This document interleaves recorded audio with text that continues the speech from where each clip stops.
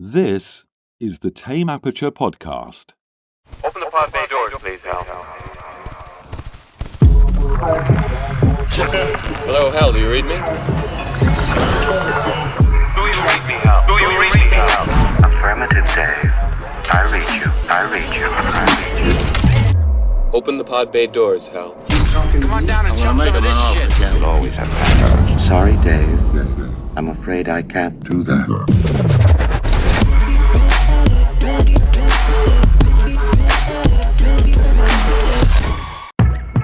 Welcome to the Tame Aperture podcast, where we talk all things movies from first-time directors, indie films, art house, and much, much more. Today on the podcast, we kick off our 2020 horror month by taking a look into the remake of an American classic.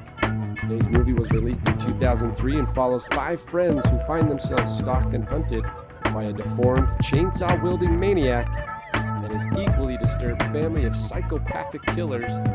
Yes, I am talking about Marcus Nipsel's 2003 remake of the Texas Chainsaw Massacre, starring Jessica Biel, Jonathan Tucker, Ermey, and Andrew Bryniarski as the notorious Leatherface. I'm Gabe Vienendahl, filmmaker, film instructor, and movie enthusiast, and I'm joined by none other than Alan Martindale, veteran podcaster, editor, horror fanatic, and darn it, Alan, it's a bad handoff there, wasn't it? How the hell are you, Alan? I'm doing so good. I'm just so happy that you can add in the horror fanatic again, because it's October, it's horror month. This is my time to shine. This is, I mean, I enjoy it, and I do, but I know this is your wheelhouse. So Let's face it, like the rest of the year, I'm just dragging ass on this podcast. You're carrying us. I'm just kind of going through the motions, but this is where I light up. Well, I'm glad to be back in. I can't believe we're already back into October. That means it's been Crazy. An entire year. It's crazy. Unbelievable. We started out last year doing the horror month. We threw in a little Freddy Krueger. We had to start with The Nightmare on Elm Street, and we jumped right in after that with Texas Chainsaw, the original 1973 version, which is a great film. What I should have done is went back and looked at our ratings on Texas Chainsaw. I know yours is the highest rating you've ever given a movie. It is. I gave it a 9. You were at a 9. I know mine was relatively high. I want to say in the low 8s. I think so. Low 8s, high 7s in that ballpark. That sounds about right. But I remember because I was like, I can't go 10 because I'm not that nice of a grader. So, but it's the original it's still my favorite movie.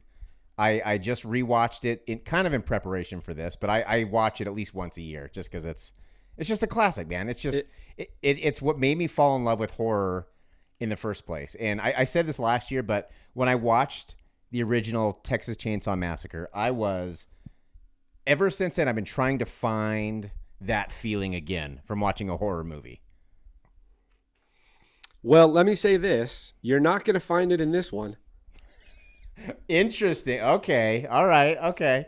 The gloves are off, dude. Well, let's get the by the way, you're going to walk us through the story because you're more familiar with it, and it's your pick. But the gloves are off. Okay, and that's totally fine. But let's just address the elephant in the room first and foremost. Okay. Platinum Dunes produced this movie. Yes, Bay. That's Michael Bay. And you can tell, like, it's got the Michael Bay style. You got to get past that. If you can get past that, you might find a decent horror movie in here. It's definitely more style than substance. I'll explain. Okay. And we'll get into that. That's the initial perception for me. Here's my problem. My problem is I'm having a hard time going into this film and not comparing it to the original. Of course, I think it's nearly impossible to not compare it. So right. To give it a fair trial, so to speak, right? Before I just completely execute it. I'm just going to execute this film right now. Well, here's the thing. For me, as far as remakes go, I think it's pretty solid as a remake. I think it's pretty solid. It definitely, it has some missteps, but overall, like this is kind of, in the horror world, this is what kicked off the remake frenzy that we see nowadays. Because they did this one. I mean, it's kind of like the original. Like the original was really the first slasher movie. Yeah. And so that kind of started an entire craze. And then this one kind of started another entire craze, a totally different style. But it really, like, this one did so well that then they made, you know, Friday the 13th, and they made that horrible Nightmare on Elm Street remake. And these are all Platinum Dunes things, because that's what they do, essentially. You're right. Gabe's taking a deep breath. He's preparing himself. We'll start us off. Give us a little intro to the beginning of the movie, and then we'll break it down. Because this one we can break down pretty in a linear fashion. Yeah. And then as we're going, I have some notes here. And I have some questions for you. Because it sounds like you're pretty favorable to this movie. I have a fly in my room, by the way. I know, I could see it. Did you get it? No. Did you Daniel son that thing? No. I need Miyagi to teach me the skills. Where's my chopsticks? So first off, the thing. Ooh, did you get it? Sorry. I think I got him. I think you got him. Okay. He's deader than Kemper. Jeez. So first off, they bring back. Well, before we even start, I want to say, Toby Hooper and Kim Henkel were producers on this film as well. But I think, and I don't know, but I think it's more of a legacy credit than anything, because they made the original, obviously. Daniel Pearl, who shot the original, returned to shoot this one, if you can believe that. Right. Now look at the two movies. They don't look anything at all alike. They don't feel alike. This feels like a Hollywood horror movie. Yeah, I mean, exactly. This feels, if for lack of a better description, this basically feels like a studio film that's been. It doesn't have the indie vibe. It doesn't have the indie style or aesthetic. It feels very polished. It does, and you can tell from the get-go, where the original, part of what made it so good and so shocking was it felt about as real as a scripted film can feel. Like, it was all of the elements were just, it was like a perfect storm to make this perfect, terrifying little horror movie. Where they didn't go for a score, they didn't go for the like beautiful shots. It was just gritty and weird. Yeah, it has the documentary vibe, that fly on the wall observational quality. That's what makes it creepy, you know. Whereas here, this is a movie. I'm in a theater with 200 people, and we're watching a studio film. This is Hollywoodized, you know. Definitely. And I actually, even though I don't think that's a bad thing, because I think if you go in, like, I think it would have been worse for them to try to recreate the original. Nothing's worse than trying to do the exact same thing. So even if you decide to remake a movie, which I'm already against, I hate remakes. I hate the idea behind them. It doesn't mean they can't work sometimes, but the concept and the principle behind the remake to me is absurd. I hate it. I get it. There's money grabs to it. It's a business. So, like, Michael Bay has his production company, and he's like, well, let's make this and do it our way. So I like that they didn't try to recreate the original in the exact kind of footsteps that they did, with the cinema verite style and the documentary vibe and the grittiness and all of that. And I think I applaud them for that, because I think if you try to do that, I think you've already seen that movie. It's already been made, and it's already been made well, and it already has built a cult following and has its own little, it's now developed beyond just a movie. It's actually it's developed its own little culture, you know, like its own thing. So I like that they didn't try to get overly similar to the original. I thought I'll applaud them for that. I think you're right. I don't think it's possible to even do that if they try. Like, I think, you fell horribly, I think. Most likely. There's just no way. And so I like that they did their own thing, because this is without a doubt its own thing. Every element, even when they have little nods to the original, it's still different. It's still way different. And it's kind of like, it's a little bit like Halloween, like the original and then Rob Zombie's remake. And the remake's a very polarizing movie, but the first half of that is totally its own thing. Yeah. And good or bad, he didn't try and just remake Halloween in the first half of that movie. He did in the second half, but it's just a totally different thing. Now, you can like it or not, but you have to go your own way on a remake. Because you look at Psycho, when Gus Van Sant redid Psycho shot for shot, there's just no point for it. There's no point to it. Yeah, that one's worse than this. The thing about this was I walked away feeling my feelings notes, Alan. I got feelings. You have feelings. This made you feel things. Feelings notes. Well, that's you want a movie that makes you feel something. We talk about this. You want a movie that makes you feel something or intellectually stimulates you or gets you curious or makes you think. And so my feelings notes, I'm saying that jokingly. Hey, my feelings matter. I put indifferent. That's all I had. Interesting. Interesting. So it didn't swing when I was watching this. I was like, okay, the build up for the characters, I didn't seem to care for them as much. The hitchhiker, there wasn't as much curiosity there. Like if you think of the original, and I know I don't want to keep comparing it, but there are some comparisons, because even in the original, beyond just the aesthetic style, how they build the characters is pretty unique. You look at Hitchhiker in the beginning, you're immediately intrigued and creeped out by what this guy is doing and how his physical performance as an actor. And the hitchhiker here, she's distraught and it's subdued in a way.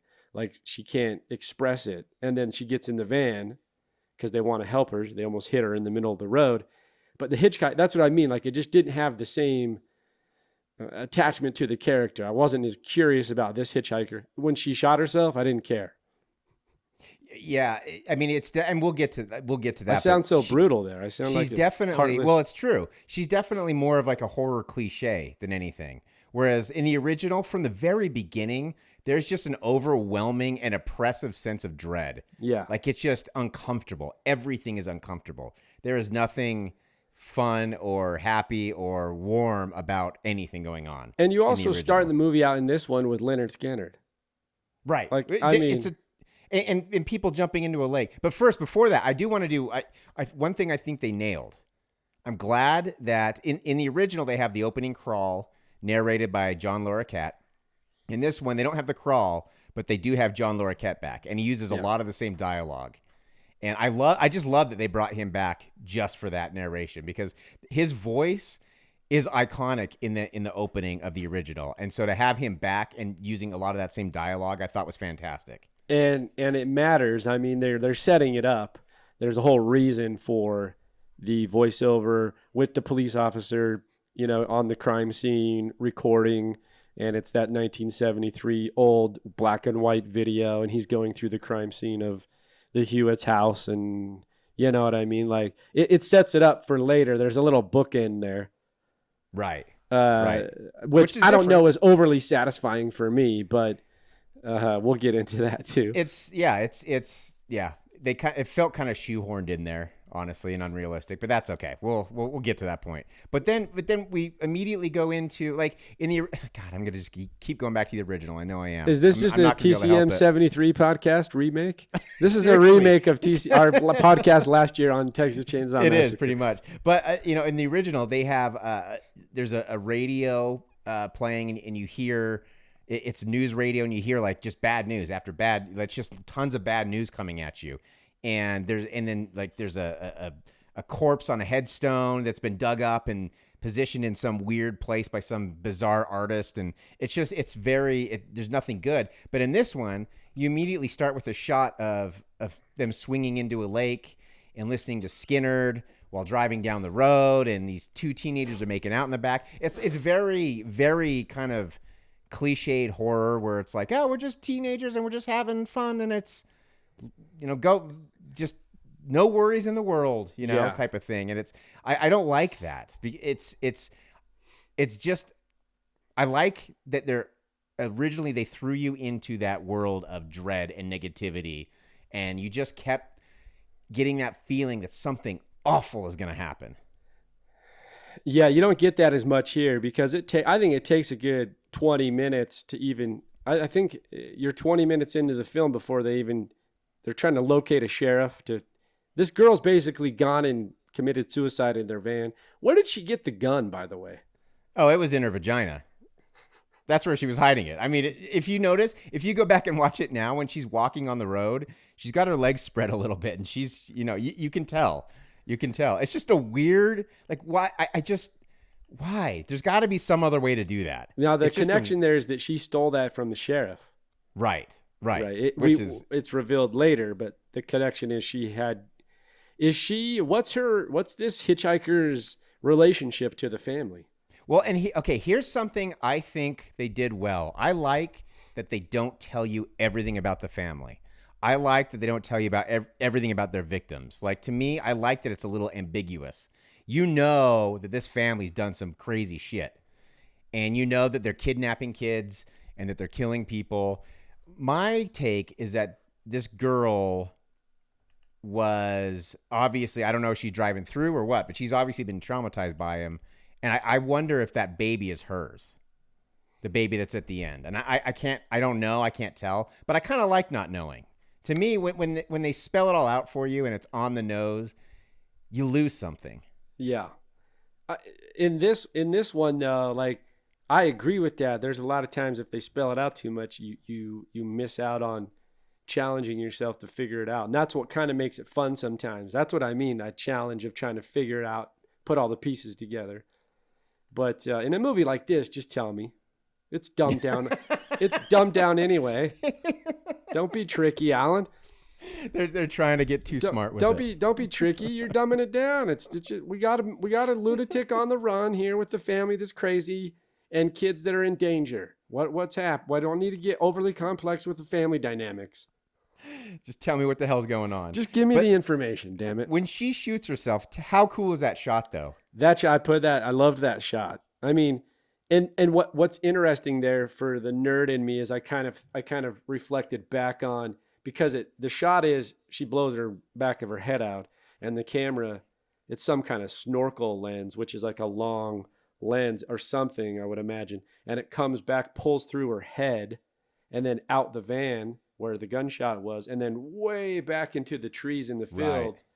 Right. Really a cool shot, like a really, really cool shot.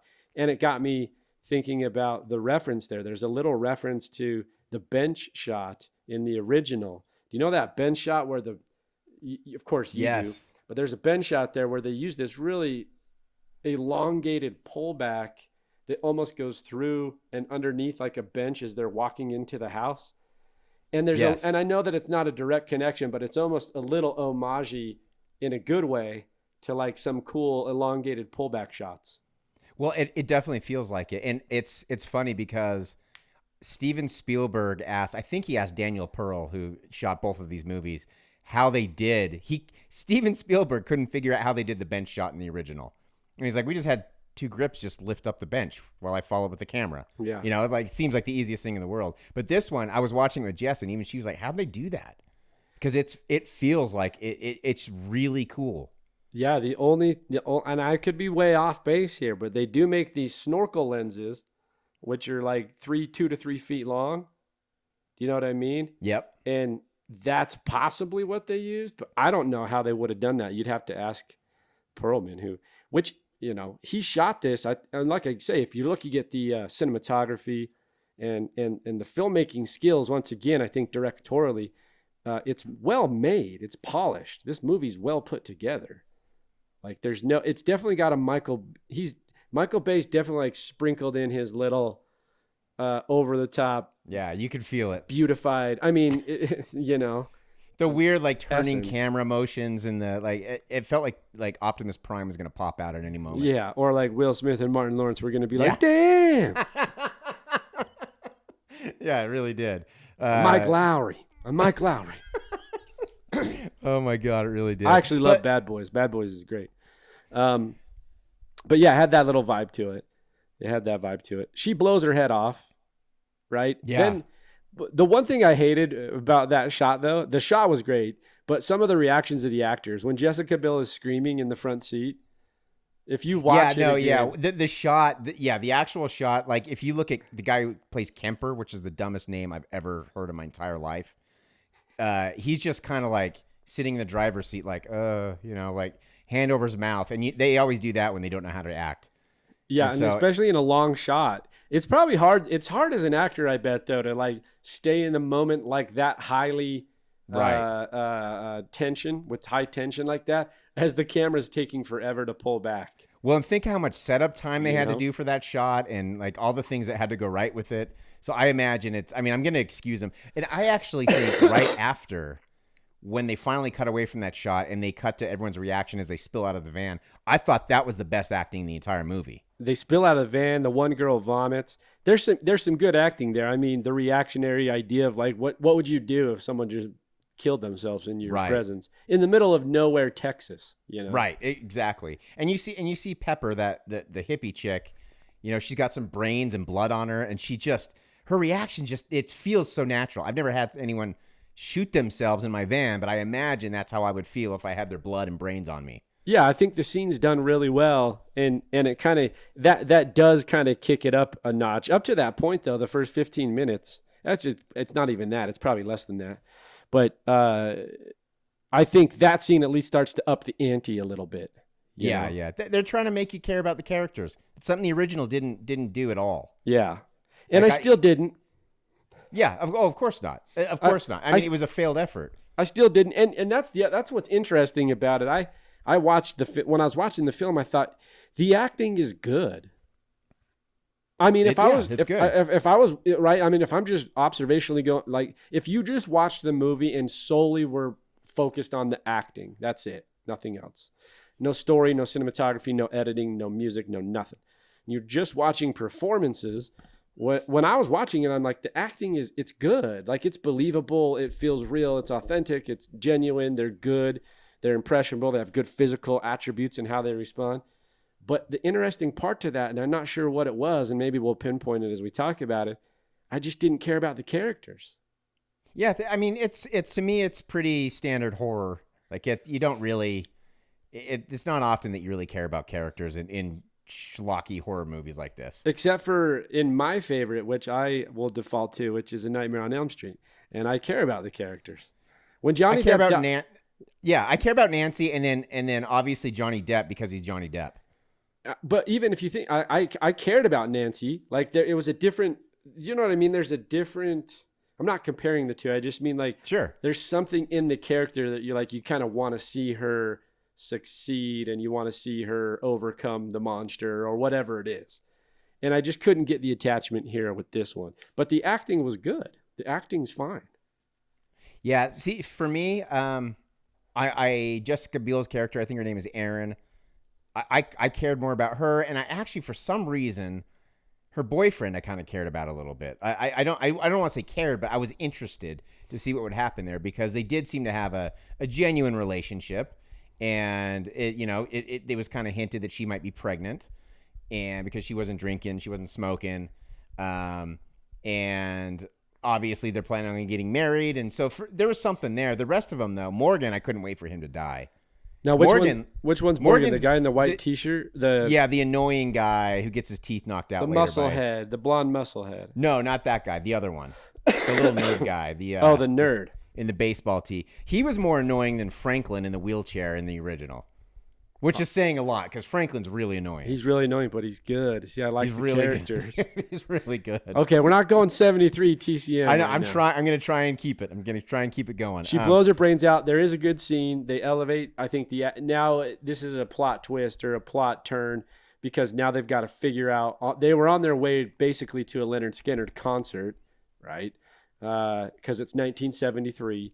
And they're on their way to Dallas to go to a concert, and now they've picked up this hitchhiker who was distraught, who has now killed herself, and now they're all figuring out what they need to do. And where they're coming from was El Paso, Juarez area, because they just went to Mexico and got 2 pounds of weed.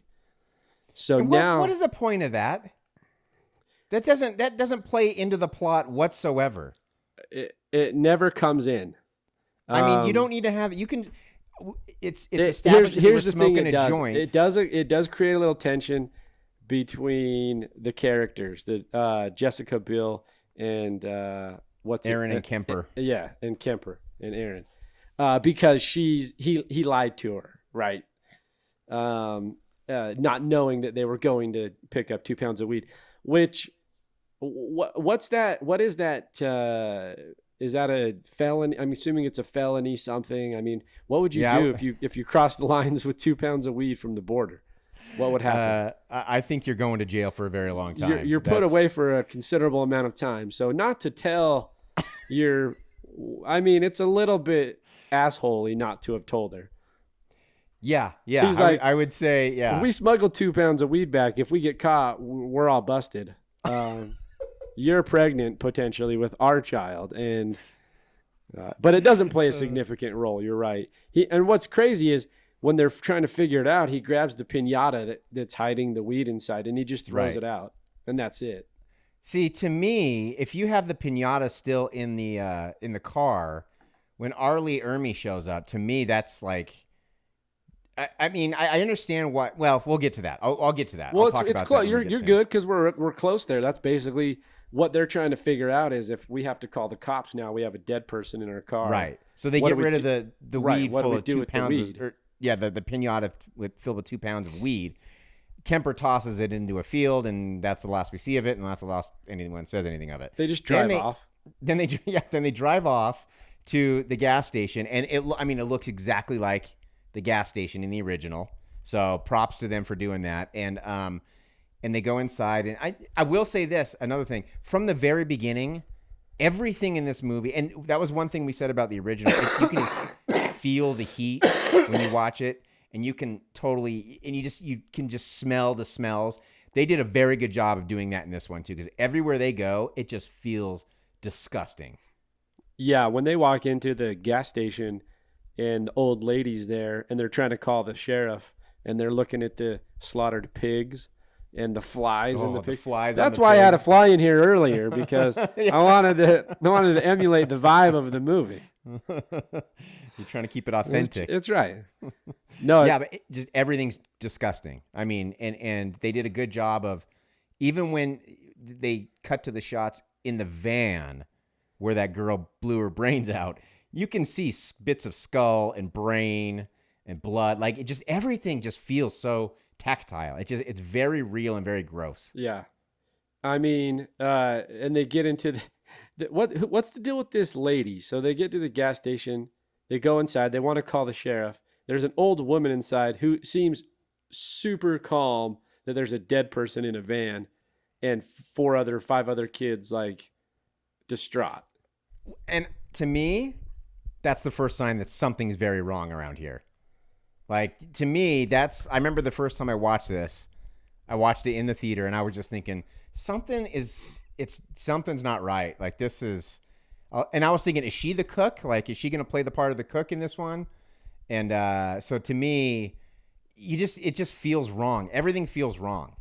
And I love that feeling. I love that unsettling feeling. Because they didn't go beat for beat with the original. They did their own thing, but everything feels wrong. And it gets real bad. So they wait around for the sheriff. The sheriff, he wants to meet him at the old Crawford Mill. He won't come to the gas station to meet him. And this is when things really start to feel wrong. And this is when it gets crazy. See, I thought it was when Aaron and Pepper opened the outhouse toilet, and it just had poo everywhere. Hey, I'm just glad they didn't go, I saw the devil, and start digging through that shit. No, I can't handle that. But they tell him to meet him at the mill, right? That's right. What he says. Which is weird because they have a dead body any other place, in a van, in any other place at any other time. If you say I have a dead body in my car, you're getting cops all over the place immediately. Right. They're not saying, "Hey, will you get back in that van that's a crime scene? It could be a crime scene, and just drive around town." You know, that's the last thing. So I'm thinking like, something's wrong here. Drive 5 more miles. I'll meet you there, and then we'll take a look. Right. Something is very, very wrong in this town, and so they drive over to the old Crawford Mill, and they kind of wait. They meet a kid. I think his name is Jedediah. Well, first off, the kid's like hiding in the warehouse in the mill. And this is the kid from The Ring. And when we go to trivia, I got a good one about this kid. A real good one. What I hate about this kid is his prosthetic teeth.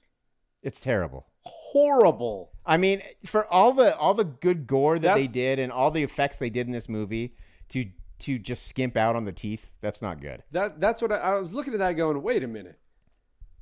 We're trying to do the the rotted out kind of teeth of a kid. It looks so prosthetic. It looks exactly like you put a mouthpiece in and that's it. It does. It looks like those ones you go to a Halloween City and you buy them during the and you put them in your mouth. Your kids put them in their teeth. It looks like those. What were they doing? $9 million and they can't get prosthetics. Props to this kid for still the kid's just acting the hell out of the part with those things. Like he didn't let it affect him at all. Yeah, that kid's good. Great. He was really good, and he was and scarily cute. He was it was a good creepy character.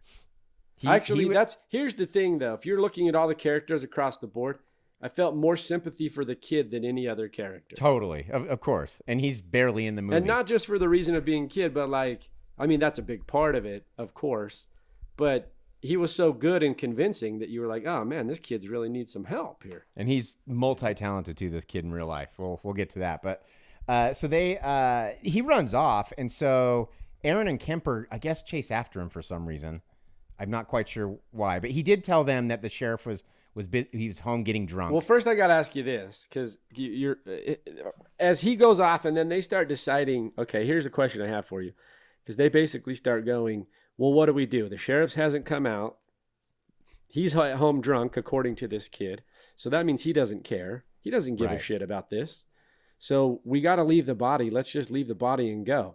Okay, so now they have a vote. Basically, they're trying to vote what they should do. So I want to ask you, in this situation, right? I'm bailing, man. I'm leaving her. I am leaving her. Like, I'm not just going to drop her on the side of the road. Like, I'm going to probably wrap her up or something and just leave her at the mill. At this point, like, things are too weird. We have been through some traumatic shit. No one seems to care. They're telling us to drive around town with a dead body. I'm just, at this point, my alarm bells are already going off. Yeah. Okay. So I go into the gas station. First off, the old woman is very calm in just a completely distraught situation. Okay, warning signal 1. Yeah. Warning signal 2, just the atmosphere. I'm in nowhere, Texas, in the middle of nowhere, and the sheriff's not coming. He's literally saying, just meet me at a place, landmark. Right. Okay, well, no, okay. And so the point is I'm with you. I think I politely and in a nice way leave the body and get the hell out of town. How about this? I leave, but I feel really bad about it. Exactly. I'm crying. Guilty. I feel guilty, and I know that that's someone's child potentially, and I feel bad. And I want to do some follow-up later, but that's going to be when I get into a more normal situation. Right. And I'm also willing to take the consequences. Like, because I just don't want to go down the path of what's happening here. Well, at this point, I mean, we're in the 70s. This takes place in the 70s. I don't know if you're going to get any consequences for this. No one's going to catch you. No one's going to catch you. Not in 1973. No one has any idea you even encountered this girl other than the woman, and she doesn't seem to give a shit. So I think you're getting away scot-free. She wasn't looking outside going, their license plate number is. No, not at all. Not even a little bit. But the interesting thing is they actually vote to leave. Right. They vote to leave, but then they stay. And I didn't quite understand this. Because I think, it's Aaron? Aaron, yep. Jessica Biel's character. I think she's overwhelmingly convincing Kemper to stay because she feels obligated, right? Isn't that the main reason they decide, even though the democracy voted and they said 3-2? Yeah. All the dudes were like, let's go. And the girls were like, hey, let's stay back. They probably were doing the right thing. I mean, they were, but if they would have listened to the dudes, they'd all be alive right now and they'd be at Skinnerd. They'd be rocking out to Skinnerd in Dallas. Exactly. Listening to Free Bird. They wouldn't have their faces cut off at this point. But so I guess they stay, and this is when they meet the kid, actually. Right. And then the kid runs off, and so Aaron and Kemper go chase him. And they run into a house, or they go to a house. And so what? And I gotta, just from the exterior of the house, What did you think of that? See, that's the other thing. I loved the house. I thought it was great. If I was producing or putting together a horror film, this house was awesome. And the shots at night of the house are great too. It's not the same house though as the original. No, not even close. Not even close. The interior. I was gonna say the interior looked because of the stairwell and how it kind of it looks similar. The interior in the original is much scarier though. I mean, they try and add some creepy things into it in this one, but it's not the same.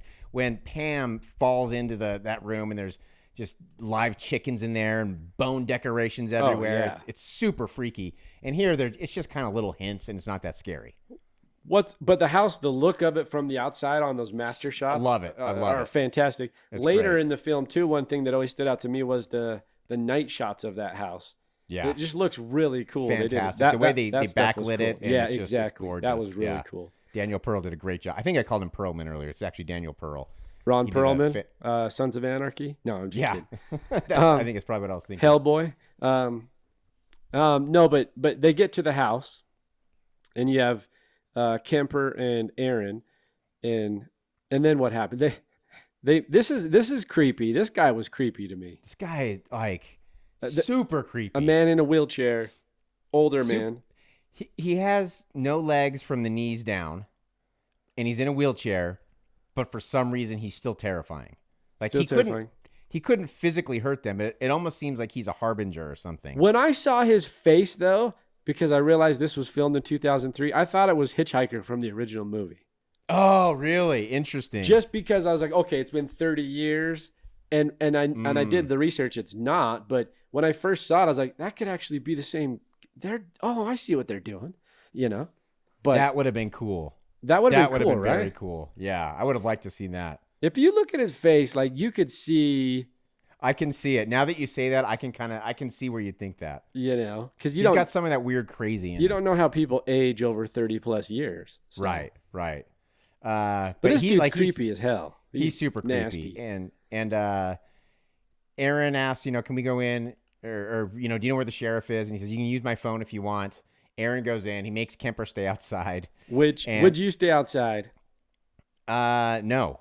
Hell no. You're not going to let your significant other, your wife, your girlfriend just walk into some creepy house. In some strange town where everyone's acting really shady. I mean, plus, it's just, there's a weird horror of being in the middle of nowhere. Yes, absolutely. Like the weird rural, I can barely say that word, existential horror. Like very strange ambiance to just being isolated. Yes. And it really feels that way. Like when you're driving across country, you're on a road trip or something, and you come into these little towns, there's always that like thing in the back of your head. Maybe it's because I've watched too many of these movies, but there's always that thing. It's like, man, you are at their mercy. No, you ask yourself, where do the murders happen? Exactly. Is this where the murders happen? And you're on high alert. Right. Exactly. It's terrifying. So yeah, I don't let her go in by herself at all. But Kemper stays there. He's a little smart ass to the old man, and Aaron goes in and she calls the police station and they say the sheriff will be there in half an hour. Then the old man, God, this is disgusting. The old man is in the bathroom and he's emptying his catheter, which is super disgusting. And he yells for help for Aaron to help him into his wheelchair. She does. She tries. She definitely tries. She's a saint. She is. And then he's feeling her up the whole time. He's grabbing her ass, and he's having a good old time. And he's also kind of looking out the corner of his eye, waiting, looking at someone or something. And Kemper goes inside because it's been a while, and he's looking around for Aaron. And then here's where we get the introduction of Leatherface. And I will say real quick before you get into this, because that's an important piece. When she was at the phone, we saw a quick intercut back to the mill, and now the sheriff has actually arrived at the mill. That's right. So there's kind of these multiple lines of action where Aaron and Kemper are at the house with who knows what, and the sheriff has now arrived at the quote-unquote crime scene at the mill in the van. Right. And we get our introduction to the best actor in the movie, to me. He is so goddamn good in this. He is so scary. He is like the best possible horror villain I can think of. He's great. He is scary from the second he steps out of that car. And I don't know why he hasn't played more roles like this. And what makes him it falls into that his typical kind of cliche category of like he's super intimidating. Right. Like in a very aggressive, mean, scary way. He's like intimidating. He was born for this role. Oh, he great. Really was. Like this is like and you don't know what's wrong. You don't know why he's so scary yet, but you just know he's terrifying.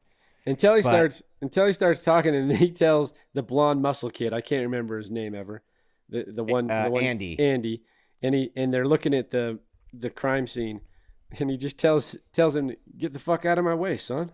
Well, the first thing he says is like, just an educated guess, but he's looking at the bullet hole through the window. He says, but I would wager your dead body's right there in that van. You know, just in his drawl and his little smart ass tone, and then he walks back to try and get to the entrance of the van. He goes, excuse me, son, you mind getting the fuck out of the way? And you're like, okay, this guy's scary. So like he's just, every word out of his mouth made me laugh and cringe at the same time because I'm so terrified. No, he's great. But we're intercutting between those, the mill and the scary, creepy house with the handicapped man. So let's go back to Leatherface for a minute. So this is the introduction of Leatherface. Now, in the original, I think it's one of the best introductions and scariest moments ever in his first kill, because he opens a door. Agree. He kills not Kirk. I can't remember. Maybe it was Kirk. I can't remember. Kills Kirk with the sledgehammer. Kirk's twitching on the floor. He throws him in the other room and slams the door, and he's in and out in 10 seconds. And in this one, it's similar, but he kills Kemper with the sledgehammer with two hands. Then he drags him behind the door and slams it. It didn't have the same it just didn't have the same magnitude to me. It wasn't the same. And I don't think Leatherface is nearly as scary in this. He's bigger. The chainsaw's scarier, but that's it. So the introduction was weak, straight up. Because this one I will compare. I'm taking it back to the 73 version, and I agree with you. I think it's horrifying. One shot, open the door, grab him, pull him in, take him out, pull him in, close the door, done. Right. Like, what just happened? Right, exactly. Here it's the traditional, like Kemper's walking around, he sees a little token of something like a bracelet on the floor.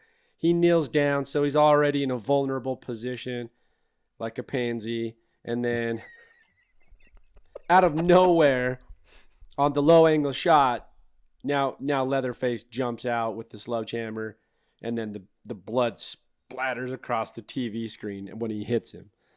It just didn't have the same. I was like, okay. And then he grabs him and pulls him back, right? And we also see way more of Leatherface here. That's what made it so good in the first one, is we didn't see it. But like when he grabs Kemper and he starts pulling him, and they're kind of doing a tracking shot, and then you see a reverse of Kemper's POV, and you kind of get a first glimpse at his face. You know what I mean? Yeah. The mystery starts to dwindle for me. Like it's already immediately. It's starting to go a little bit. Whereas before you didn't see his face entirely. You weren't sure what the hell he was. Whereas here you get a little bit of it. And so it's not as, especially because he comes back and when he slides the door, you see the face and you're like, okay, it's a crazed maniac. It's not a wide shot, you know, like, and but it strips the curiosity. Right. I mean, to me, the original, like it cuts, like there are different cuts, and there's a zoom in on Leatherface, but it's really fast. And then, but the kill itself, and then when he slams the door, it's all a wide shot. So you can't really tell who he is or what he is, and you don't really know. In this one, you can see his features. Yeah. Like, to me, it's not, and the mask feels like a mask. Like it feels like a plastic mask. It doesn't feel like it's made of someone's skin. In the original, it feels like they made that out of skin. It's way creepier. Yeah, I agree. I think the mask makeup is a lot stronger in the original version. It's almost like you're trying to do too much in this one and make it overly dramatic. You're trying to Michael Bay that shit, and then it becomes the next thing, and it doesn't quite have the visceral feeling of an authentic piece of just leathery skin. Right, you exactly. Know? Yeah, I'd say that's a good way to put it. They're doing the Michael Bay thing, and it's just. And I guess maybe we'll just jump into this now. I feel like Leatherface in the original. I know people. if you didn't listen to last year's, then you're gonna hear my next statement. You're gonna say, "The fuck are you talking about?" But Leatherface in the original is a sympathetic character. He really is. Like, he is just a dude minding his own business. He's abused by his brothers, and these teenagers keep coming into his house. And that's it. You know, like, he's just a scared little boy, essentially. In this one, he's mean. They try and have a little bit of that, like, oh, he's just a poor guy, but it's just not. He's just too brutal. Like, he's a killer. You know, he enjoys it. He's not a guy who's bullied into killing people like the original. And in this case, he gets his first kill with Kemper, and we're introduced to him. And then simultaneously back at the mill, the sheriff's now wrapping up the dead body in saran wrap. Dude, just Arlie Ermey he's the reason I love this movie. He's the entire reason I love this movie, because he's so menacing. He is like, I'm just going to gush over him the entire time. The whole point, like, even when he gets the gun and he goes, "Oh, where'd she get this?" And they're like, she had it on her. And he rolls up his pants. Yeah. This is where and it's like, that's a little weird. What? You know, like, you know something's off here. Right. And you don't know what, and you can't place it, and it's very uncomfortable. I mean, you put two and two together when I saw that. That's the reveal, which is like, oh, there was some kind of interaction between him and the dead girl, because why would that gun just fit so nicely into that holster? So we know it's his. Right. And we go, okay, something's off. Like you said, something's off here. And this guy's into something that's not the type of stuff that a sheriff's usually into. And I think this is they wrap her up, and he makes Andy help him. Yeah, he's grabbing the head and like, and he's just so funny. He's just like, just grab her. She's not going to bite you. She's deader than a goddamn doornail. You know, it's like just the old cowboy talk. Like, it reminded me of my grandpa. It's kind of shit he would say, you know, yeah. Like, stop being a pussy and just do it. and it's just, he's feeling her up, and he's just being super creepy the whole time. Oh, he says some things that are pretty off-putting. Yeah, and I don't even want to mention them. Yeah, I don't want to mention that either. But they basically put her. Then they wrap her up and they put her in the police car. But and here's my favorite line of the whole thing. And Jess and I were watching this today, and we both laughed at this. So Pepper says something along the lines of, you know, this just seems so wrong, you know, to be doing it this way. And so he turns and he yells at her, he's like, "Hey, nobody has more respect for a dead body than me," or something like that. And immediately, like, they're about to put the dead body in the back of his police car, and he turns to the kids and he's like, "You get that goddamn nasty thing out of my backseat." Just like, it's so perfect. I don't know if I've ever laughed harder in a horror movie ever. Just everything about him. He's just every line he says is great. No, he's fantastic. And then he takes the body. He just leaves. Just leaves. Once again. And so now we have these isolated kids who are trying to find Kemper and Aaron. If Kemper and Aaron had just stayed, it had all been over. Damn them. This is what I hate about This is them. all Aaron's fault, man. She wanted to stay in the first place. Then she wanted to run after the kid. Then she wanted to use the phone. They should just bailed, man. And simultaneously now she's didn't find him in the house. And so she's walking through the woods mysteriously by herself yelling Kemper, like it's fucking Marco Polo. That's just so cliche at this point. It's so cliche. She makes it back to the mill, though. She makes it back to the mill, and basically everybody's like, "Are you okay? Where's Kemper? I thought he came back." You know, the whole deal. Yeah. And so now here we go. You know, also, here's the thing that we get in there. We get a little montage, I believe, of Leatherface, and we see like things in his workshop, little threads and needles and fingers and earlobes and different stuff. And later we get this kind of setup where we see him sewing the skin and the parts. What was your takeaway from that? How did you feel about that? other than the set design, which I thought was great, it's unnecessary. Like it to me, it never showed him in the original sewing. Like you don't need to know that. I hated it so much. I was like, I don't need to know that he's a good seamstress. Thank you. It makes. I mean, we already know that he sews faces together. You know, like we already know that. And the thing I hated was seeing him without the mask. Yeah, he takes it off, and you see the deformed nose. There's no need for it. It just it ruins the surprise. The mystery of what's behind the mask is ruined. This goes back to what you were saying before, and in this case, I definitely agree. Which is like, I don't need to know everything. I don't need to have all the answers, particularly in that type of a character. I don't want them all because that takes away from the curiosity and the mystique. Yep, it does. It really does, and it's unnecessary. I don't even want to call it exposition because it's pointless. Yeah, it just fills out the runtime. I actually laughed when he was sewing. It was like, this is what we're doing with this part because if you think about it, like you don't really want to think of Leatherface sitting down and sewing. Like to me, that's stupid. Like it's like I don't know. You just don't want to see. You don't want to think about the actual process of it because it ruins it. Right. And at this point, she's back now, and the four of them go looking, and they run across like this automobile graveyard with a bunch of teeth. There's automobile parts and all these kind of rundown things, and then they see like teeth and like different things. I took that to be the old all the cars of people they've killed over the years. Yeah. And inside of them, they find a jar with a photo of the girl that committed suicide in their van. Why is it in a jar? Why is it in a jar in formaldehyde? I don't understand. I guess it's just because it's a movie. There's also a family picture in there. So you see the single picture of her and then the family and the baby. And this might be that tie-in that you were alluding to earlier, which is maybe it's her baby and the family stole it. That's what I'm thinking. That's the direction I would definitely go to. And but now they end up going back to the house, right? That's what happens. Yeah, eventually. Andy, Pepper and Morgan, they want to leave. They want to leave Kemper and bail. And Andy and Aaron don't. So they go back to the house. And he goes back to the house with a tire iron in his hand. It's just so weird, man. Just what?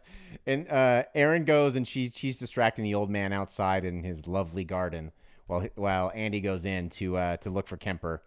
And I mean, long story short, he knocks some stuff over. Aaron comes in, and then the old man comes in, and then honestly, I thought this part was scary. I did. Like to me, this part is freaky. This is the first time we see the chainsaw, and the guy, like the old man, is just like he's just so scary and creepy, and just the way he talks and his ugly face, and he does some kind of signal with his cane on the ground. He's pounding the cane on the ground. Yeah, and I think that's a signal for Leatherface to come out. And so Leatherface comes out with the chainsaw. Now, I will again, Leatherface I don't think is nearly as scary as in the original. The chainsaw is the thing that's scarier because it's louder, it has smoke, and it's bigger. Yeah. So, I mean, obviously you're gonna ramp up the chainsaw for the remake, but to me that's the only thing that's scary. When he shows up in the door with that, I was pretty freaked out. He starts yelling. The guy in the wheelchair too. He's like, "Bring it, bring it!" And he's like, "Bring what? What are you talking about?" And so I thought it was, I don't know. Just I like how this part was done because it is, because escape is behind the old man in the chair, Yeah. So it just felt like they were kind of trapped as a little claustrophobic. I like that. Except for when it's Andy, right? He falls and he holds the tire iron up, and then Leatherface slams the tire iron with the chainsaw, and he's fighting it back like a chainsaw with the tire iron. I'm like, what is this? And also Leatherface is, I don't know, man. This is where I started. I get what you're saying about the chainsaw, but this to me just, you lost me. You lost the appeal and the straight, insanity and just monstrous nature of Leatherface. I got lost. Wait, you mean he was too big? He just didn't carry the same resonance as before. Yeah, no, I agree. And 100%. I just got lost in, okay, it was almost comical. Whereas for me, in the original, it is terrifying. It is scary, right? I mean, he chases not Aaron. He chases the one kid through the laundry, hanging in the sheets. You know, his movements are really, they've always been slow, but like his movements are very clunky in this one too. And they just don't have, like, if you think of the last one at the end of the film, like he's got some he's good. Dude, he's swinging that thing around. He's swinging that thing around, and it looks like he knows what he's doing. He knows how to wield that sucker. Whereas here, it just doesn't have the same kind of fluid choreography, is my point. Right. And right. so It's not as scary. It feels like you can escape it a lot easier. And exactly. It's just not as scary. I do like, though, he gets Andy. He gets cuts off him. his leg, which is great. He does. And he chops that leg right off. yeah, I goes through it like paper. And then he brings him downstairs. And I don't know if this is in sequence or if we cut away, but they do the hook thing.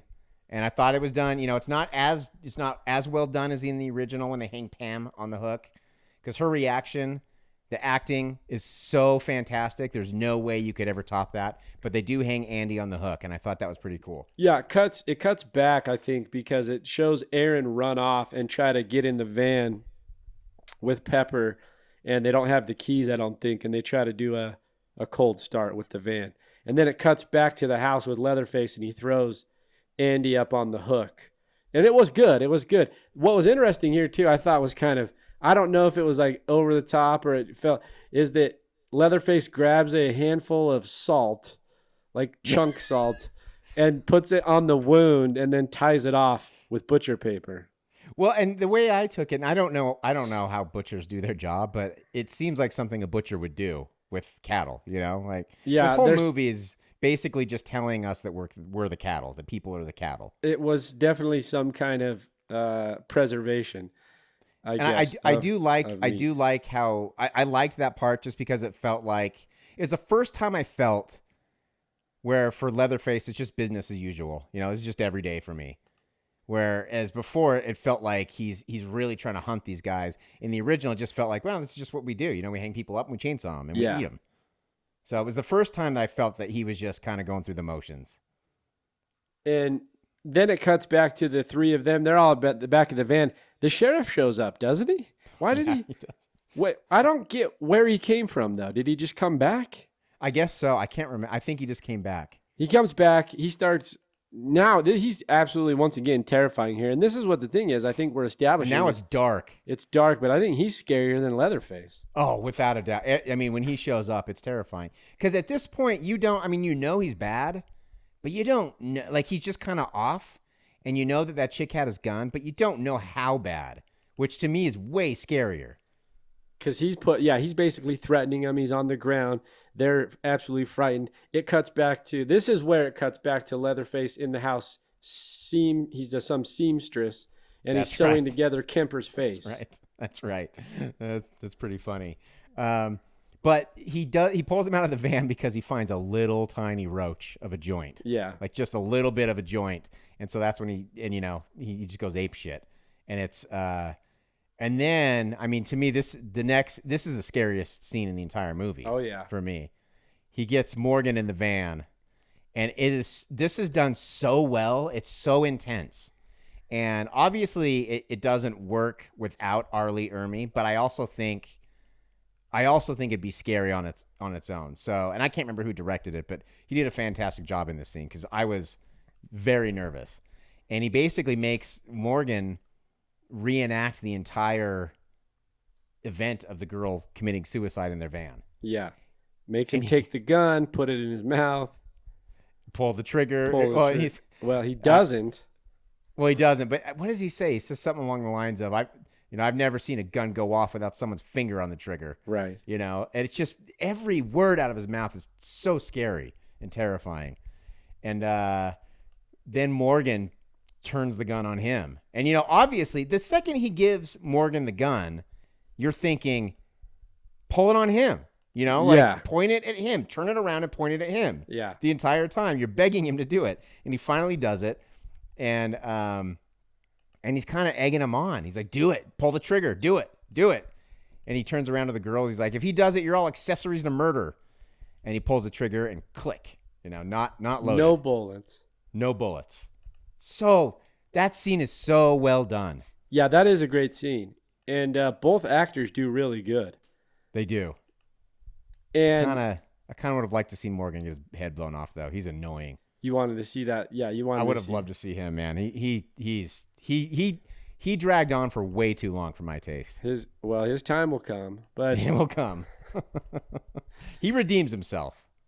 a little bit. Yeah, a little bit. And then here's what I don't get. Did they leave the girls at the van? He left. He takes Morgan in his sheriff's car. Yeah, and he leaves And them he just there. leaves the girls again. Right. Which is,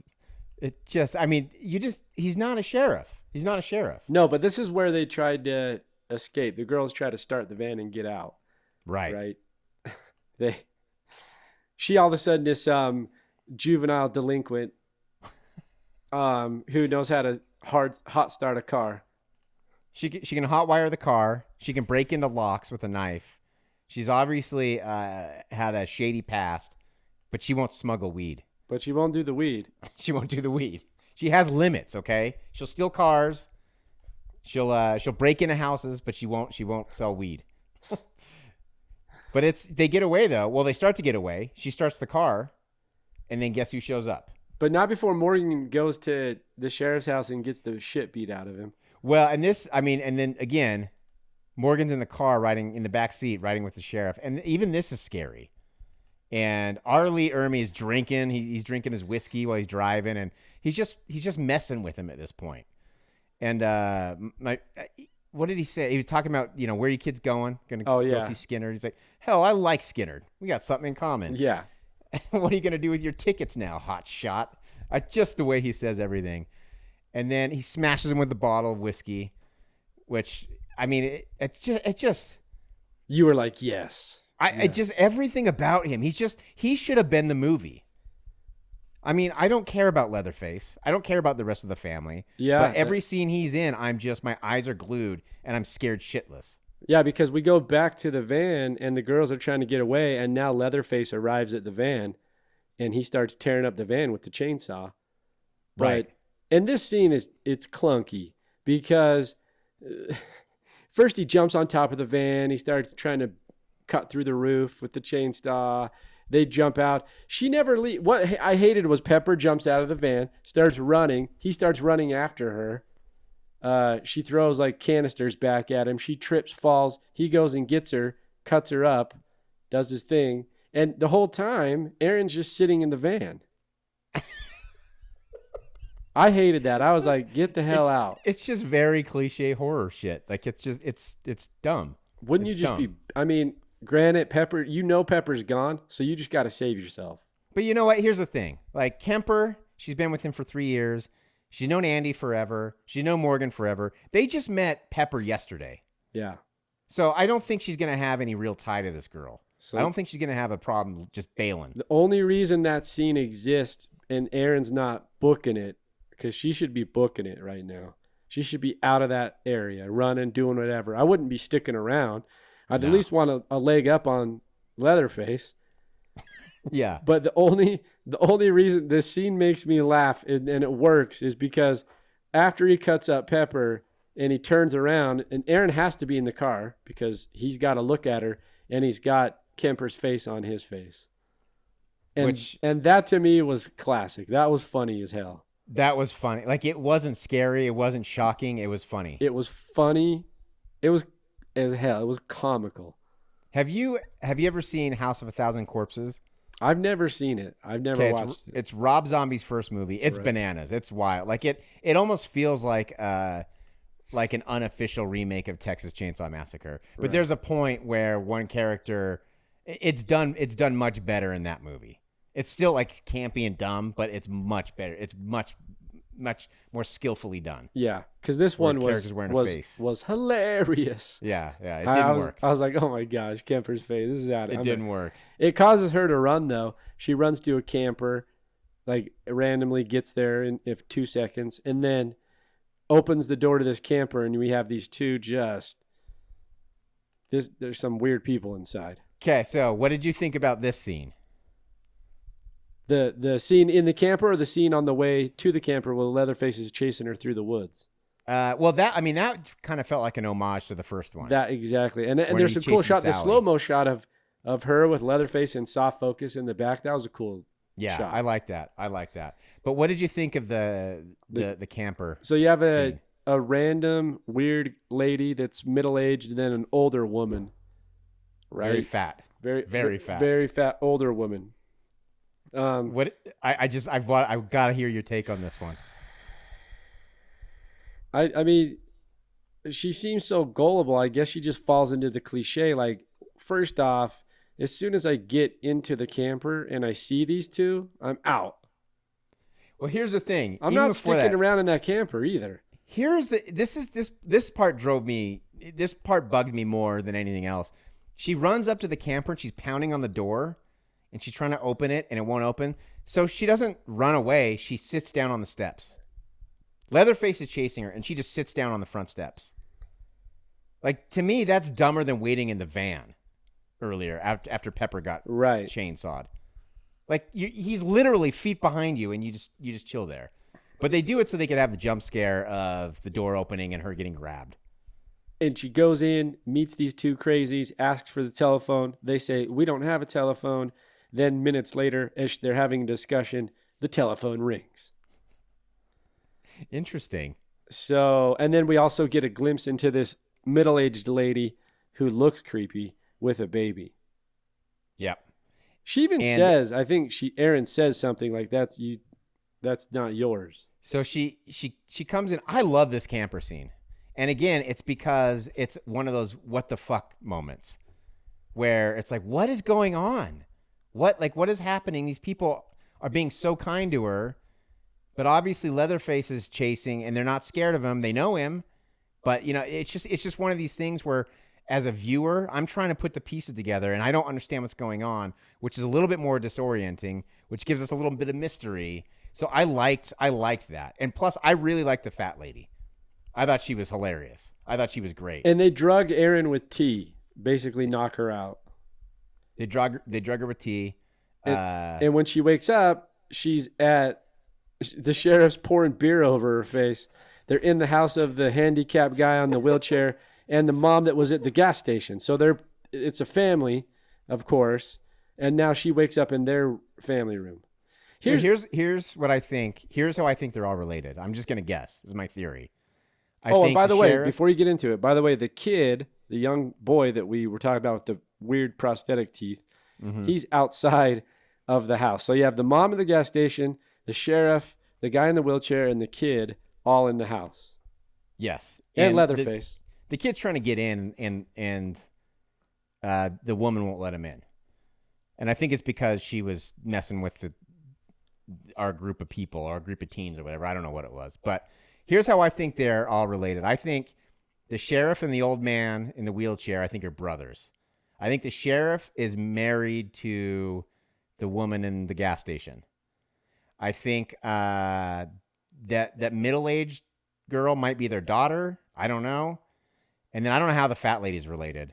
But I think both kids, I think the kid with the teeth and the baby, I think, are stolen from other people. That's my theory. And Leatherface would be their son.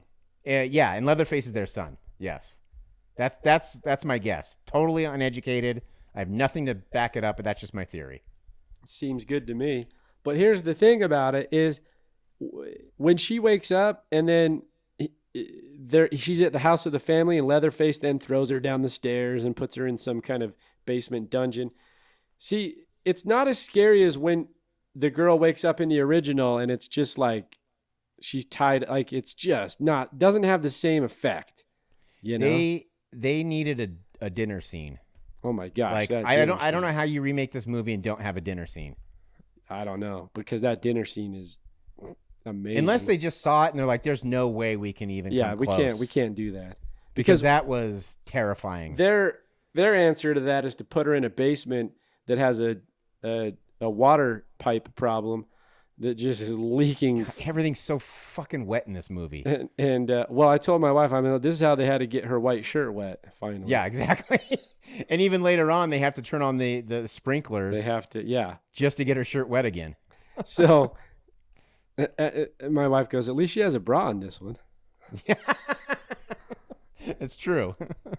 But you could, that's Michael Bay right there. Yeah. You notice how her shirt was tied the entire time so you could see her stomach? Yeah, of course. Like it didn't come undone at all. Course. Like it was it's perfect. Michael Bay. It never fell undone as she was running and go. But she runs into what's the one kid? Jedediah. No, kid with the teeth. Not the. Well, she does run in, but I'm thinking. Andy. Andy, and Andy. She runs into Andy, who's hanging up by a hook, and he asks her to kill him. Well, and here's the thing. And this, I was watching it with Jess, and this really bothered her because you come in and he is in a Christ-like pose. Right. Like Andy, who a throwaway character who we don't care about, who is in the movie for all of 5 minutes, is like supposed to be this like Christ-like figure on a cross. Right. And it was just like the way it was shot. He was just bathed in light right above him, and his arms are out like this. And you see shots of his toes touching the keys, and it's like exactly. And then she's like, she kills him because he asks her to, and then it feels just so much religious symbolism here that makes no sense in the context of the movie at all, as far as I can tell. And even the way she's kind of like, it almost feels like she's begging at his feet. As someone would do to Jesus while he's on the cross, like it just felt really, really stupid. Yeah. Why do we care about him? No, I know. It would have made more sense if it was Kemper because they have that relationship. Right. But it still wouldn't have made any sense.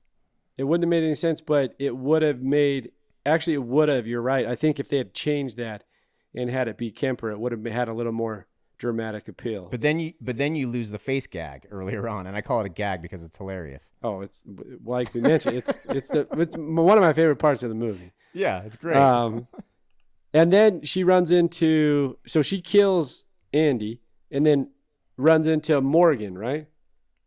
Yes. Who's not dead yet, and they basically try to get away, and the little kid helps them tunnel through this underground water labyrinth of a house. Like all these dumpy houses obviously have those. They just escape dig in hatches. it goes forever. First off, how is it so big?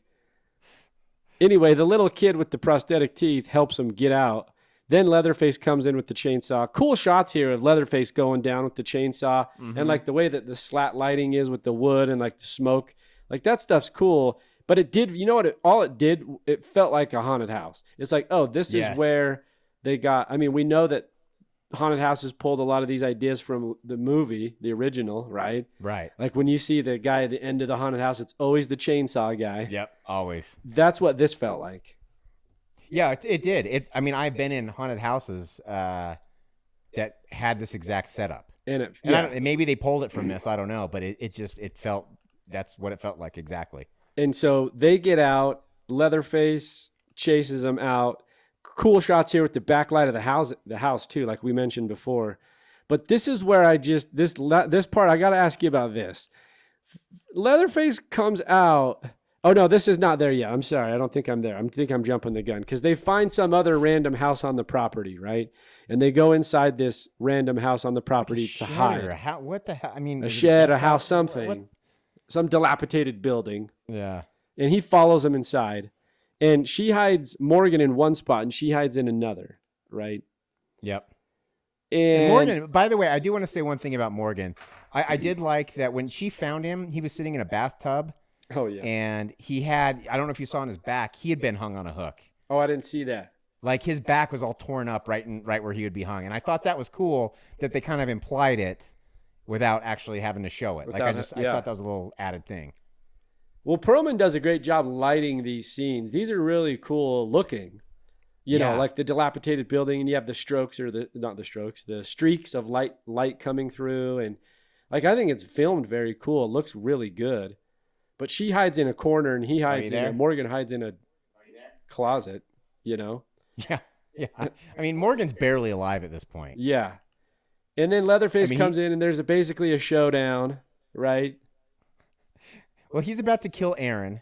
Aaron's on the ground and Leatherface is about to saw her to death. And Morgan redeems himself by kind of not jumping in front of the saw, but basically trying to knock Leatherface over. And, yeah, because he can barely function, but he knocks the chainsaw out of his hand. Dude, and in this final chase, there are like 5 times where she could have grabbed that chainsaw. Yeah, why? At least. Because he knocks the chainsaw out of his hand, and then they're wrestling, and she should have grabbed the chainsaw. Instead, she starts hitting him. Get off him! Get off him! Super effective. I cannot think of a better solution to this problem. Like, what are you doing? And then Leatherface does a cool. I liked how he hung him up on the light, though, on the chandelier thing. Yeah, that was pretty cool. Although there's no way that's going to hold a person, but still, that's pretty cool. I mean, especially in an old building that's so has one wire hanging that's holding that lamp up. Exactly. I'm surprised it even has a lamp. And then he cuts Morgan, and then she runs, and then we get another traditional kind of chase scene in the woods, in the TCM chase scene. Right. Like, very cool again. I think the lighting of that looks cool. And this was the shot I think I was alluding to earlier. Maybe I jumped the gun. Of his soft focus background with the smoke coming up and her slow motion run. Yeah, it's scary. It's scary. Cool. It's cool looking. This chase, I actually like this chase scene better than the chase scene in the original because they go to different locations. And it doesn't take 400 hours. Yeah, exactly. And they're not just running around the house basically. Except for here's what I got to ask you. Okay, this was also comical. They're running. She jumps through a gated fence, a barbed wire fence. He jumps through a barbed wire fence and cuts his leg on with the saw because he trips. Right. And that's an homage to the original when he cut his leg. I know, but the way it was filmed, I laughed my ass off. Like, because you hear him physically grunting, like, "Oh my gosh!" Oh, I think he does go ah, like he sounded like a human for once. Yeah, exactly, and it just didn't fit the. Well, and the thing in the original that made it so good is they got a bunch of like raw chicken, and when they sawed it, like it looked like flesh coming out of his pants. Yeah, it looked good. And this one, everything just splatters out. But it was more his reaction I was laughing at. Like, oh my god, it's pretty funny. Yeah, exactly. I think he's silent in the first one. I mean, you hear it, but he's a man's man. He holds I can't his. Remember. He holds his. I don't think you hear anything. But she runs out into the road. I thought this was where it was going to end. To be honest. I did too. Because I was like, oh, we're going to homage the diesel, the semi. The Black Maria. Yeah, that's the name of the truck. The Black Maria. It's so good. Exactly. But I mean, the car, because you see a car coming and it stops, and she, rather than try and get in immediately, she's pounding on the hood like a insane woman, like a psychopath. And so when she does try to go in, the car takes off because that's what you do when someone's pounding on your hood. Right. She had a chance to be saved and she blew it, except for the semi comes, picks her up, starts taking her, but takes her. Well, but first, before that, they go to the slaughterhouse, which is, since the original talked a lot about about slaughterhouses and working in slaughterhouses. I think that's what was missing in the original. And I didn't know it until watching the remake that that would have been really cool to have them go into an actual slaughterhouse. I thought that was pretty cool. Right. Now, is this the thing about the slaughterhouse? It's a cool scene, but she's going through a bunch of carcasses. They're all animal carcasses. They're pigs and stuff. Right. They're all like cows and pigs and stuff like that. Is there some human ones in there? I can't remember. I don't think so. I don't think that's where they do their killing. But from the original, there's so much talk about how they kill the cows in the slaughterhouses and about the family working in the slaughterhouses. So to me, it totally makes sense to have it there. And I think that's something that would have been cool to see in the original. Except for when she falls and then Leatherface throws his chainsaw and misses, and she's got her legs open, and then it misses. He's gonna cut her crotch area. That whole scene, I'm like, what is going? This is so. I'm sorry, it felt so clunky. This is where it felt clunky. Even when he hung up Morgan on the chandelier, I think he was chainsawing him from the crotch up. Yeah, like they didn't explicitly show it, but to me, that's what he was doing. Well, you're just referring back to your bone tomahawk. Yeah, well, that's what it made me think of, like- obviously. Yeah. She hides again though in the slaughterhouse. She just keeps hiding closets. Like, can she not outrun this dude? Let's be honest. You would think so. She looks fit, and he looks Dude, like he hasn't run in more than one day in his life. So, dude, he's like 240 pounds. He's got a giant chainsaw. He's got to lug around. Yeah, I think she can outrun him. just go, right? But Just not only go. that, she hides in a locker. He actually walks past her. Yeah. He walks past her, and she starts banging on the locker, trying to get his attention for some reason. Yeah, I don't understand the banging of the locker. Well, she comes out, and she cuts off his arm. She hacks off his arm. Well, with a you cleaver. can't just blow by that. We got to talk about that because that was hilarious.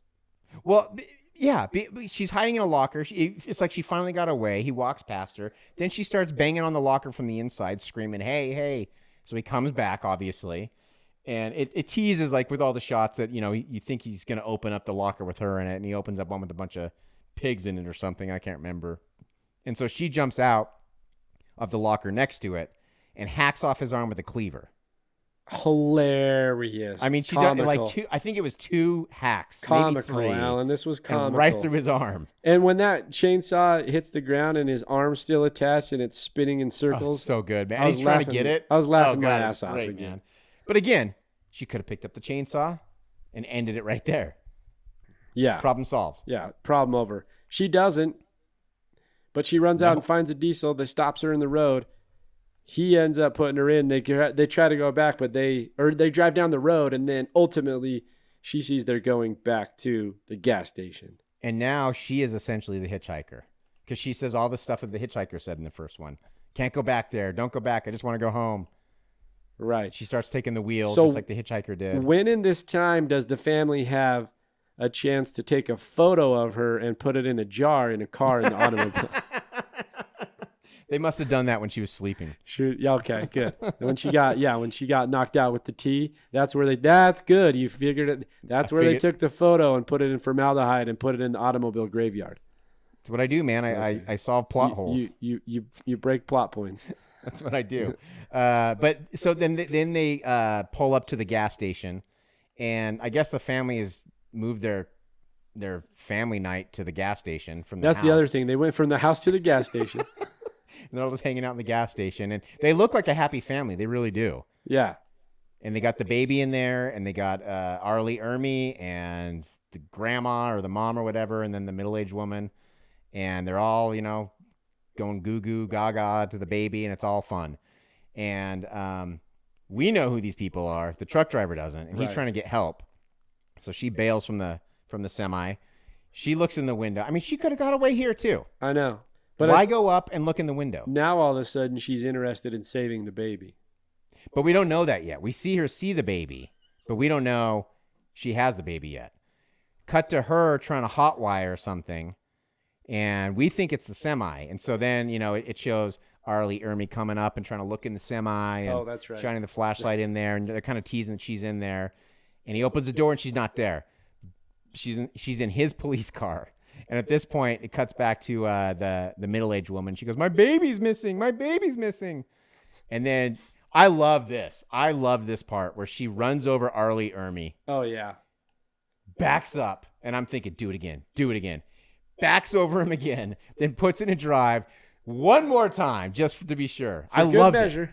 I loved it because it's not just, it's not just one of these half-assed do that and then the villain pops up again. Yeah. But what happened to Leatherface in all this? He just lost his arm and that was it, right? I know he makes one more appearance. He falls down. He falls down in the locker room. He's done until that bookend piece that we'll get to in just a minute. Well, not only then, they got to do, and this is another little homage part that I think totally failed. You're right. He does she's- reappear in the street with the chainsaw. Right. Yeah. And it's nighttime and it's raining, and I think he chainsaws the side of the police car. She's driving away.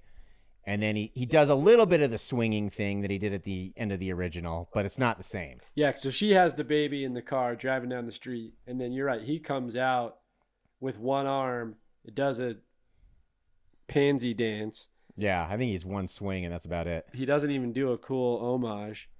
And then what I hated was there is a shot there where it pushes in after they drive by, and you see his face, and he's like staring down the car.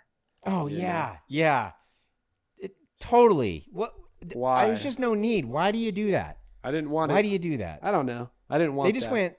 They went way over the top with Leatherface. They really kind of blew it. And then but Larroquette comes back in with the bookended voiceover. And I thought this was cool. And I thought it was cool just because I didn't see this coming. Because the original, she gets away and it cuts to him swinging his chainsaw in a gorgeous shot by Daniel Pearl. And then the movie ends. So I didn't see this coming, and I kind of liked it. I know it's super cheesy and cliche, but I kind of liked it. You mean the bookended piece where we go back to the officer who's going through the crime scene, and then all of a sudden it shows he got taken out too, and then we see glimpses of Leatherface still alive and unknowingly somewhere in the world. It's so stupid, and it sets up it's sequel bait, and it's dumb and implausible, but I liked it. I just because I didn't see it coming. That's the only reason why. And they also name him though, which I hate. I didn't like that. They came in and said Thomas Hewitt, also known as Leatherface. I think they named him and the family in part 2 with National Treasure Dennis Hopper. Yeah, because they're the Sawyer family. So they changed the name, and I think his name is Bubba, if I'm not mistaken. His real name in the original. Comedy. 2 is a different monster. Oh my gosh. That's a different monster. That's not even a horror month movie. That's like a just dumb comedy movie. And that's it. I mean, yeah, directed by Marcus Nipsel. I think overall good job stylistically, and we'll get into. I have my breakdown here for you. Tell me some quiz. Do you have trivia or anything like that? Okay, I got a good one. So the kid Jedediah, the kid with the teeth, he's also the kid in The Ring. Okay. He is the lawyer version of Doogie Howser. That kid at 13 years old was admitted to UCLA. That's crazy. At 18 years old, he was admitted to Harvard Law. That's crazy. At 18, and now he's a lawyer. That's crazy. It's nuts. Like, this kid is multi-talented. Except for they should have gave him better prosthetic teeth. Yeah, they should have. But honestly, he was a good actor. He could have had a great career, I think, if he had stayed acting. But he's probably smart. I think he made the right choice. I think he probably did. I mean, I can't think of many other than like The Hobbit. God, what's his name? Elijah Wood. Oh yeah. Other than Elijah Wood, I can't think of many child actors who have made it. Haley Joel Osment a little bit. Yeah, Haley Joe's done okay. He's done okay. I mean, he's not like a what are we household considering name, child? Like they started when they were like 8, 5? Yeah, I'd say something like that. Okay. Like Macaulay Culkin, that didn't pan out. He's good. He got money. He got money. He's living pretty, but he didn't have a long career. No, it's pretty limited. Yeah, for sure. Elijah Wood, and that's about it, I think. Well, that kid's hella talented, then. That's for sure. Yeah. So I thought that was pretty cool. Smart kid. I have. Do you have another piece here? I think I kind of went through all of them. One thing I didn't like is that Andrew Bryniarski. Yeah, the Leatherface character. The guy who played Leatherface. At one point, he talked trash about Gunnar Hansen, who played the original Leatherface. And he said that he was a far better Leatherface. Oh, boy. And, man, I don't take things personally, but you don't talk trash about Gunnar Hansen. Gunnar Hansen made that character. He made that character sympathetic. Now we got a problem. Granted, I'm a little 5'5", short little guy, and he's like probably 6'4" and 250. But I think my rage at that disrespect, I think would give me superpower strength, and I could take him. You don't, Andrew. You don't ever disrespect Gunnar. You don't disrespect Gunnar Hansen. You can't do that, man. Don't bring that shit into my house. He's royalty. You don't bring that shit into my house. You don't, man. Bullshit. I agree. There's also a prequel that they did after this one made a ton of money, and it's awful. I wanted to talk about that real quick because this was obviously a wide release. It was about a $9 million budget, and it made about $66 million in the U.S. So, like you had mentioned, like pretty decent, box office receipts, right? So that doesn't surprise me that they would have gone and made a prequel to this. How was I haven't seen the prequel, and you say it's what you would expect it to be. It's one of those things where we've talked about it on this very podcast that you don't reveal too much. You know, like they tell you that Ermey was never really the sheriff. He just impersonated the sheriff. Like it's just things that make it less scary and less interesting. Right. So it's not nearly as good. It's not the same So thing. I should go watch it right now. Yeah, I mean, I can tell how much you love this one. So Well, that's why I want to get into these critical the half-ass responses prequel and your summation and rating. Do you want me to go first on this one? Yeah, why don't we have you go first? So, I'll jump into the Rotten Tomatoes scores, and then I'll do mine, and then we'll let you round it out for us. So, if I'm not mistaken, Rotten Tomatoes was not kind to this movie. it was not kind. Rotten Tomatoes has this one sitting at a high 37%. Oh, come on. That's got to be the critics. And so okay. So the differentiator there, you have the critics at 37%. You're correct. The audience at 58%. Still rotten. Okay. That's still rotten, but that makes a little bit more sense. IMDb comes in as 6.2. Wow. That kind of surprises me. I would have thought fives. I would have Here's thought my fives favorite too. one though. Leonard Maltin, right, acclaimed critic, awarded the film 1.5 out of 4, complimenting the film's intensity, but criticized the lack of likable characters and lack of humor, which was present in the original, stating, "Once it kicks into gear, it's brutally unrelenting toward its unappealing characters and the audience." I would kind of agree with that actually, because it is intense and it is pretty brutal and it doesn't really let up. That I also agree with, and that's why when I read that review, that was part of my summation, right? It was like, okay, that's kind of where I'm sitting on this thing. However, there was one more I wanted to read, which I thought was very funny from, well, let me pull it up here. Hold on. I'll cut this part out. I just got to pull up the right you're good. Where is it? Here it is. Roger, this is the one I had to pull up. So Roger Ebert gave the film a rare 0 stars out of 4. Come on. 0? Come on, man. That's not cool. Calling it a contemptible film, vile, ugly, and brutal. There is no shred of evidence to see it. Oh, come on, man. Here's for you. Those who defend it will have to dance through the mental hoops of their own devising, defining its meanness and despair as a style or vision or a commentary on our world. Anyway, 0 out of 4. What? It's not. I'm not sure it's supposed to have a commentary on our world. Other than we're all just a bunch of cattle. Cattle, yeah. Yeah. I mean, they even have Jessica Biel go through the cattle chutes. Yeah. It couldn't be more on the nose. Well, here's my quick. I read those because they kind of stood out and made me laugh. A couple things here on this one, Alan. I think for me, it's almost, it doesn't hold up, and you wouldn't expect it to, right? To the predecessor. Sometimes it's hard to do that. I think there are times when a remake can surpass. I think I'd have to really dig deep and find one, but I'm not saying it's not possible.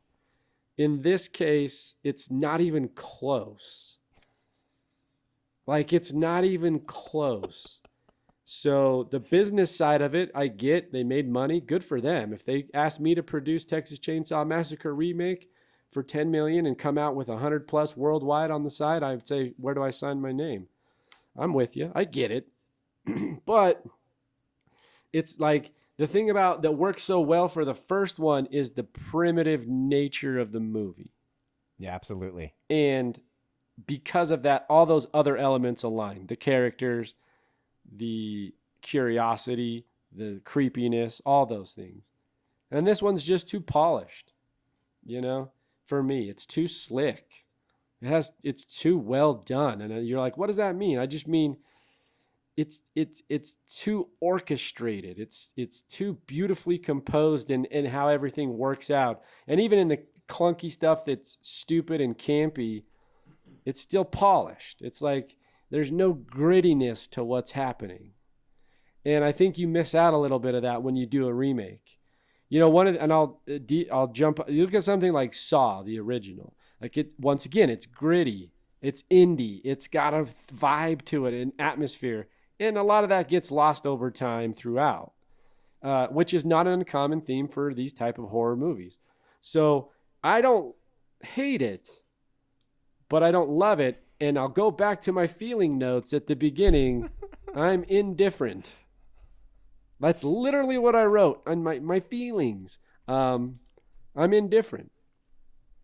I don't think anyone needs to see it, and I also don't think they don't need to see it. If they see it, good for them. If they don't, hallelujah. Whatever. Like, moving on to next movie for horror month. So I'm going to come in at a... We're going to do 5.6. It's a little bit higher than I was expecting. 5.6. Damn it, I didn't think of a good one. It was tough. It was. It took me a minute to think of one. I'm going to do 5.6. I'm going to be a bitch here and just cop out. 5.6 chainsaws. Nice. I think that's good. I think that's a good one. Okay. I know what you're saying. I follow what you're saying, and I don't even necessarily disagree with what you're saying. But I'm going to defend this movie because I think as far as a remake goes, I think it's good. I don't think you could remake this movie and do any better than they did at all. It was obviously not made for the Chainsaw fans. It was not made for people like me. It was made for a mainstream audience so they could make money. That's what it was. Michael Bay found a relatively untapped market at the time in horror remakes, and he milked the hell out of it. And he's done pretty damn well with it. And his fingerprints are all over it, and despite that, I still like it. Like, I really like this movie. It's dumb, and it's cliche, and it has every single horror trope you can think of. Forgettable characters, stupid characters, weird chase scenes, an overly produced villain. Like, it has all of those hallmarks, but to me, it's still, I love the brutality of it. I love the intenseness. I love the little homages. They missed out on a couple things. They didn't do some things quite as well as I would have liked, but overall, I thought it's pretty solid. Like, the first time I saw it, when it was done, I was like, I took a breath. I was like, oh, finally, like, I can breathe, because it was so intense towards the end there. And it doesn't happen to me very often where I see a movie that's, I don't want to say scares me, but keeps me on the edge of my seat anymore. So as a movie, it's not good. And if you're not a horror fan, there's no need to see it. But if you are a horror fan, I think you should watch it, because as a horror movie, I think it does what it set out to do. And when you divorce it from the original, I think you can look at it in a different light. I like it. It's not great, but I like it. I'm going to go an even 7.0 fingernails. Ooh, descriptive. Because that was a part that made me cringe, when you see his fingernails snap when he's trying to claw his way, when he's being taken down to the basement. Yeah. That's a butt pucker moment. So you're at right 7. there. What was the 7 point? 7.0. 7.0. 7 even. Wow. Okay. Well, 2 full points behind the original for me. Yeah. I'm about 5 points. So I was about 2.5 points behind my. Yeah. Well, that's good. I think I will end it by saying I came up with a good Halloween analogy. Ready? Yeah. It's like candy corn. Hey, that's even better than what I think I was thinking of. Really, I thought for sure. As soon as I said it, I was like, oh shit, I just spoiled it. I saw a meme, by the way, and everyone last year that listened to anything on the podcast from Horror Month know that me and Alan despise candy corn. We think it's the absolute worst It's terrible. candy possible. I saw a meme that said, here's how to eat candy corn. It said, open up a big black trash bag, dump inside, then eat a Reese's. So true. It's so perfectly descriptive. My analogy for this is, during Halloween time in October, when there's, of course, the haunted houses, right? And there's like really, every city's got a plethora, a dozen different haunted houses. And there's the haunted house that's like really polished and like really pristine and looks real, and it doesn't, or the one that's off. And it's a little creepier in the sense that it doesn't feel right and something's off-putting. That's what this movie is for me. It's the polished, high-end haunted house that just doesn't get scary. That everyone goes to. That everyone big lines. goes to. Versus the one that's like isolated and little off to the side and not quite as popular but can be extremely scary. That's what this movie is. So if you like that, or you're a horror fan like Alan said, I agree, go check out the Texas Chainsaw Massacre remake from 2003. This is Gabe and Alan with the Tame Aperture podcast. Go check us out at tameaperture.com. Look for previous episodes and give us suggestions on future episodes. Until next week for Horror Month, Gabe and Alan signing off. The Tame Aperture podcast is produced by Dutch Angle Pictures in association with Studio B Productions. Listen, watch, and subscribe on Apple Podcasts, Google Play, Spotify, and YouTube.